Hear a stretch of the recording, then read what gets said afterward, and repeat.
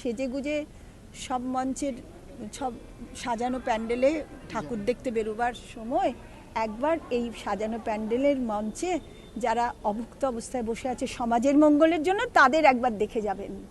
আজকে আরজি করে যে ঘটনাটা ঘটেছে সেটা একটা খুন এবং কর্তব্যরত অবস্থায় একটি বাচ্চা মেয়ে একটি ডাক্তারের খুন। আমি বহুদিন ধরে এই কলকাতা বিশ্ববিদ্যালয়ের ইন্টারনাল কমপ্লেন্স কমিটির কনভেনার ছিলাম 8.5 বছর ধরে। তার মানে কি prevention prohibition and redressal act 2013 অনুযায়ী কর্মক্ষেত্রে মেয়েদের সুরক্ষা কিন্তু একেবারে দায়িত্ব, সেন্ট্রাল গভর্নমেন্টের এটা রুল এবং সেই রুল অনুযায়ী কঠিন পানিশমেন্ট হওয়ার কথা। এবার দেখা গেল একটি মেয়ে মারা গেছে, খুন হয়েছে এবং সে রেপড হয়েছে। কোথায়? তার কর্মক্ষেত্রে। কে সে? না ডাক্তার। এই খবরটা কারা পৌঁছে দিয়েছে আমার কাছে? সাংবাদিকরাই তো। আমি যদি ঘরে বসে জানতে পারতাম।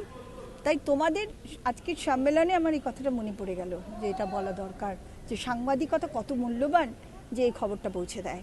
তার সঙ্গে আমি এটা মনে করি যে এই মেয়েটি বিচার পায়নি, শুধু মেয়েটি বিচার পায়নি তা না, আগামী দিনের এই সমস্ত মেয়েরাই কিন্তু এই অত্যাচারের শিকার হতে পারে এবং বিচার যদি না পাওয়া যায় তাহলে আর ঘর থেকে বেরিয়ে কাজ করার সাহস মেয়েদের হবে না।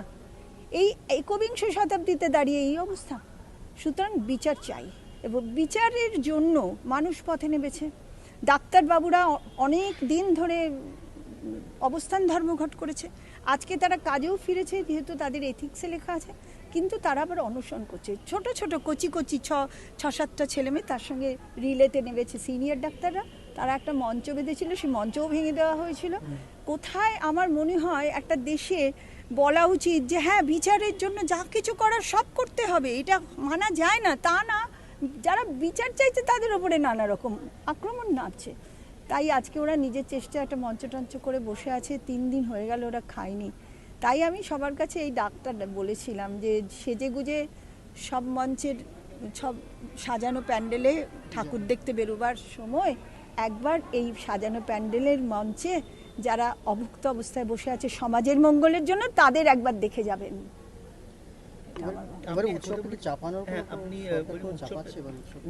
উৎসব না, অ্যাকচুয়ালি কি দুর্গাপুজো উৎসবটার জন্য যারা ধর্ম বিশ্বাসী তারা তো মুখিয়ে থাকেই, আবার যারা ধর্ম বিশ্বাসী না তারাও নতুন জামা কাপড় পরে আনন্দে ঘুরে বেড়াবে, একটা তাকিয়ে থাকে। কিন্তু আজকে যে ঘটনাটা ঘটলো সেই ঘটনা, সেই মায়ের আকুতি, সেই কান্না, সে বলছে আমার দুর্গার বিসর্জন হয়ে গিয়েছে, এটা কোনো মানুষের মনে শান্তি নেই, কেউ উৎসবের মেজাজে নেই, কিন্তু উৎসবটা একরকম চাপিয়ে দেওয়া হয়েছে মানুষের উপরে। আপনি দেখলেন যে সুতরাং মানুষ যদি সাজিয়ে নিয়ে ডাকে এই দেখো অমুক হচ্ছে তমুক হচ্ছে, আবার কি প্যান্ডেলে আলোকসজ্জা, ছোট ছোট ছেলে মেয়ে বাবা মাকে বলবে বাবা মা নিয়ে চলো নিয়ে চলো, আমার মনে হয় না খুব আনন্দে দেখছে। আপনি প্রতিবাদের কথা বলছেন, আমরা এই আরজি করার পরে দেখলাম কুলতলিতেও একটা মা কাঁদছে, মায়ের কান্না, এটা কি এই পুজোর আন্দোলনটা পুরো ম্লান করে দিয়েছে? 100 বার ম্লান করে দিয়েছে। দুটোকে তুমি একই সূত্রে গাঁথতে পারো, একটা জায়গায় শুধু তফাৎ, সেই তফাৎটা ভয়ঙ্কর, সেটা হচ্ছে একজন কর্মক্ষেত্রে মারা গেছে, এটাকে কোনোভাবে কিছু দিয়ে ঢাকা দেওয়া যাবে না। আরেকটা সমাজে মেয়েদের অবস্থা কতটা অরক্ষিত,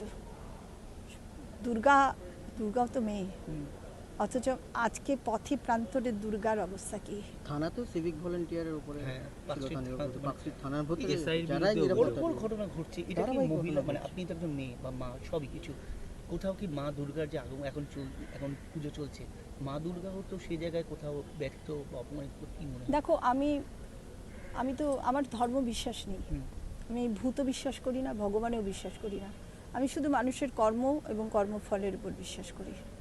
তো আমি মনে করি দুর্গা ব্যথিত কি ব্যথিত নয় সেটা নয় বড় কথা, ব্যথিত সব মানে মৃন্ময়ী দুর্গার কথা বলবো না, ছিন্ময়ী দুর্গারা সবাই ব্যথিত।